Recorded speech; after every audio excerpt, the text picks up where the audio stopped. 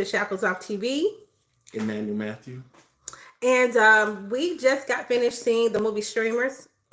Streamers, Sinners. Oh my goodness. I did not want to see this movie because I am not a horror fan. I don't watch scary pictures. The scariest, well, let's say this. I have seen scary pictures in the past. I think the last one, I guess, so that was a quote unquote scary movie was Get Out, but it's more of a thriller. And I believe this one was more like a thriller. What do you think, Emmanuel? I give it a 10 out of 10. It was a good movie and it wasn't really scary. It was mind provoking for your mind. It put your mind to a test to see if you pay attention to see what's going on.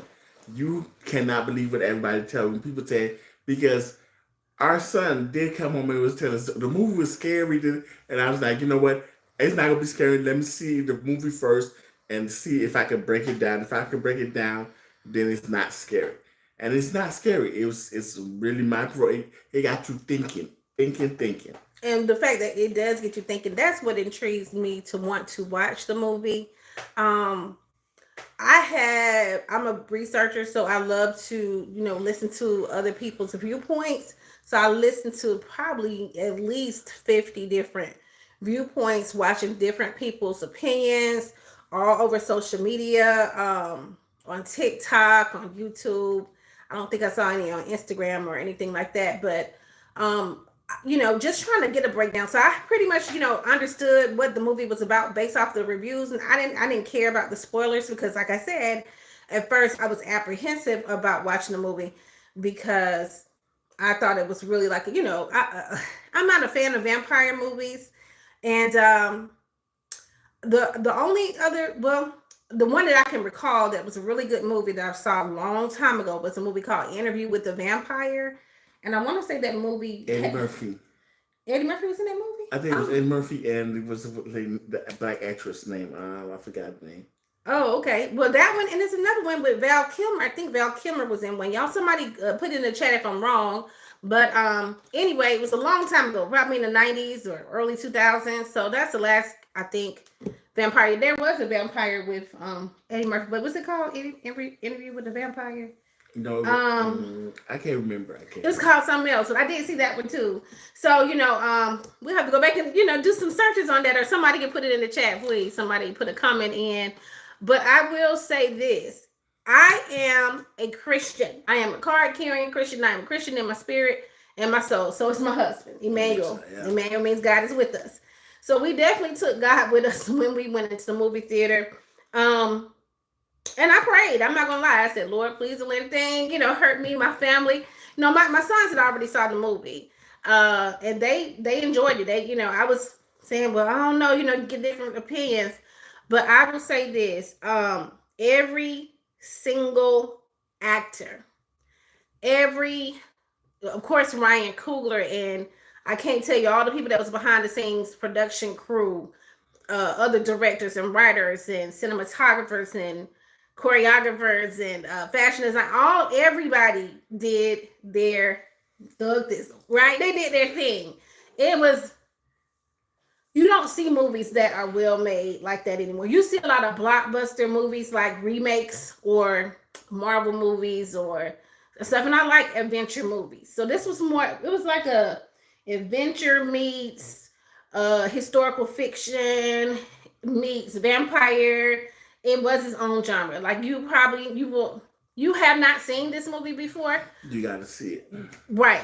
But I feel like you're going to see a lot of copycats. I think what I would do if I was Ryan Coogler, I would do a sequel, but not a sequel, but maybe like, Final Destination. You know how Final Destination, like, it's kind of like anything can happen. Like you could die pretty much anything. And you can spend that so many different ways. I feel like this concept can be spent so many different ways with different, focusing on different eras of the past, of the history. And it's like a different way to show history. Just like in Broadway, when Lin-Manuel did, I'm losing my train of thought. My favorite Broadway, Hamilton. Hamilton, yeah. Hamilton, I felt like nobody ever made like history exciting to watch on a Broadway show, like where young people would pull them in, and the way that he used people of all races and brought used the music of the hip hop music to bring people in. That's what made Hamilton so powerful. And I think what Ryan Coogler did with this movie was he told a story about Mississippi Delta. And most people, especially, African Americans or people who identify as black or color, whatever you want to call them, we are used to those movies being about Jim Crow, people just getting out of slavery, and we're always, depressed and oppressed. And he did not show that. I mean, there was elements of that and hints of that, but it wasn't the central theme of the movie. And I think that was brilliant because we have so many stories to tell. Would you agree? Yes. But the good thing is, I don't want to give away the movie if you haven't seen it yet. But my thing, the stuff is, you have to remember, for those Christian people who say, "Oh, it's a sinner sitting there and want to see the movie," you got to remember the main verse in the Bible was 1 Corinthians 10 verse 13. You have to remember that. Please, if you don't know it, please go look in your Bible about that verse. That's a very powerful verse.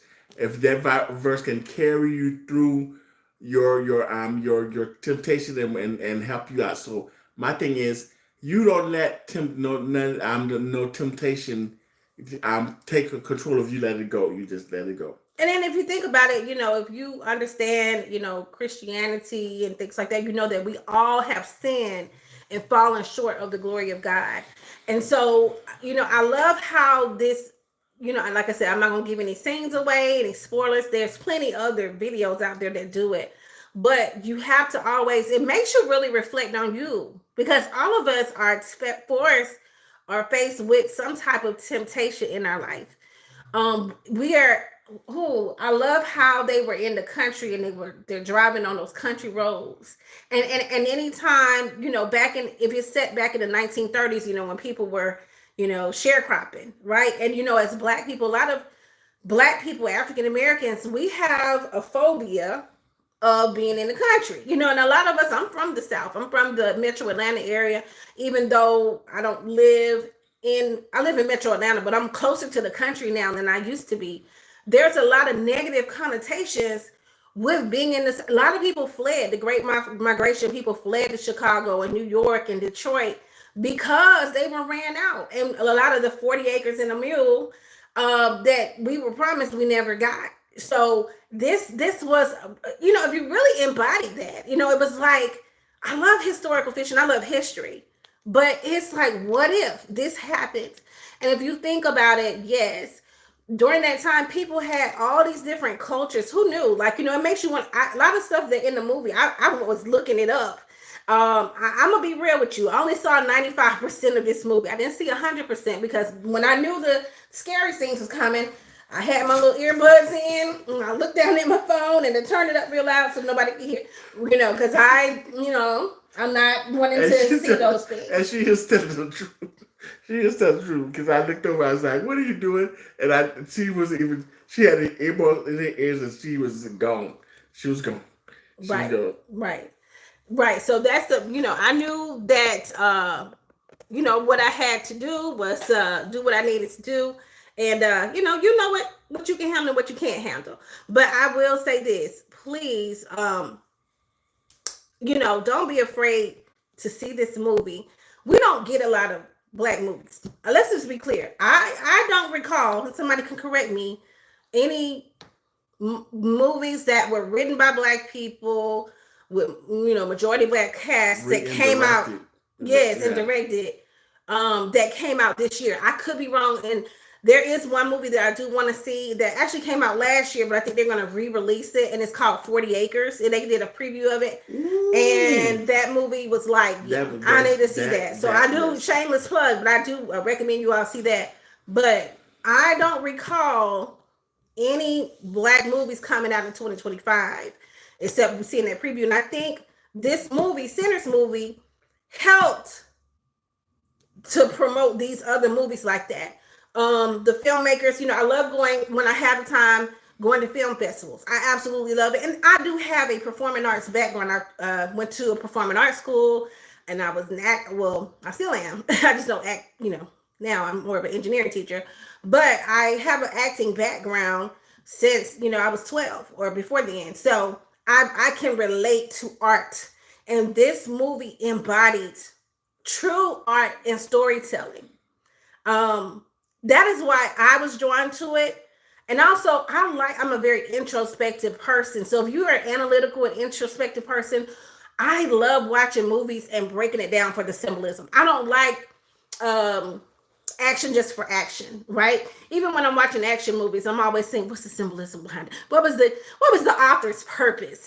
So y'all listen. I mean, it's not more. I want to see it again, but I'm like, I'm going to see it again. Everybody that I talked to, they said they want to see it again, and there was people that we were standing in line with said that it was their second time seeing it, and it really is one of those movies that you do have to watch more than once because there's so much to pull from it. I probably would have to wait till it comes out on Netflix and just kind of pause it, right, and just write down my notes because, I really want to digest, get inside of his head, I know there's all kind of things that they explore, spirituality and religion.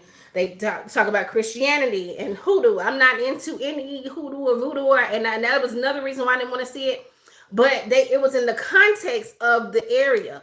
And my husband and I have been to the Mississippi Delta. We've been to Savannah. We've been to South Carolina, and we visited Gullah country, which is pulls into that. And actually, this color here is painted on a lot of houses. If anybody knows, they know, right?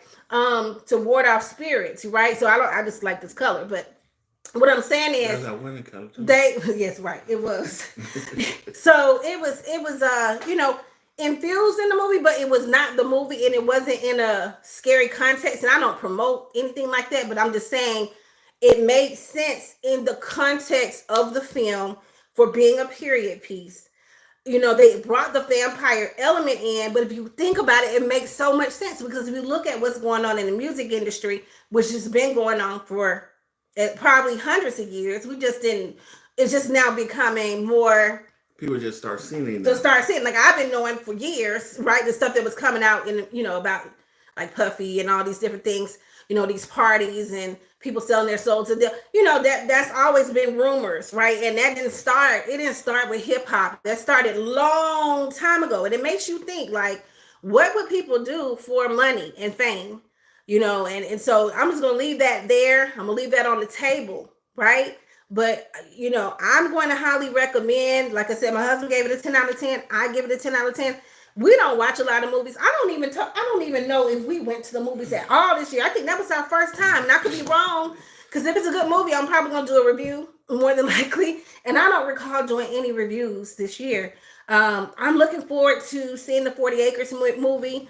I don't know of any other movie this year that I want to see, but I could be, maybe some more things will come out, that was hiding or whatever. Because, we get tired of just only watching stuff on Netflix. We always see Tyler Perry stuff. We get tired of Tubi. The Final Destination movie, remember? Oh, Final Destination. But it's not a black movie. I'm saying something like a black, main character. Because like I said, we don't see a lot of ourselves. If we represent 13% of America, you would think that 13% of the movies that are released would represent us. But anyway, that's another story for another day. Thank you all so much for watching, and please continue to watch. Have a wonderful day. Have a wonderful day.